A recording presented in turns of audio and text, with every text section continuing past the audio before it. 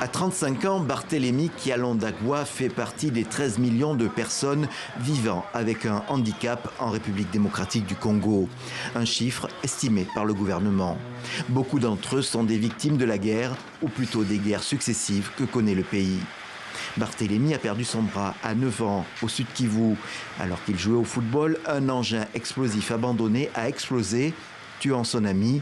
Lui a été gravement blessé. On m'a pris directement à l'hôpital et comme l'os était cassé, il n'y avait pas moyen de réparer les éclats.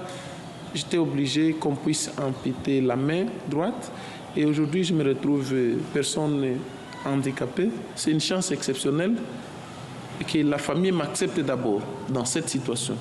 Ils m'ont fait suivre les traitements et les interventions chirurgicales et du coup ils m'ont accompagné à intégrer la vie communautaire.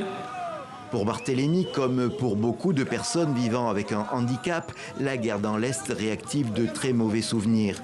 Et bien sûr, elle fait encore augmenter le nombre de blessés qui resteront handicapés. Voilà quelques jours, à Kinshasa, le ministère concerné a organisé une petite manifestation, une exception dans une capitale où tout rassemblement est interdit.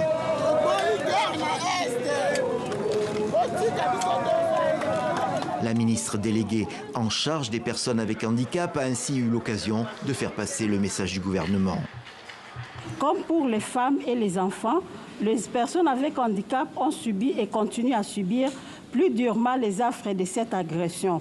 Le dernier assaut du Rwanda et ses supplétifs du M23 dans la partie est de notre pays a encore aggravé la situation des personnes avec handicap à cause de l'ampleur et de la nature des violences.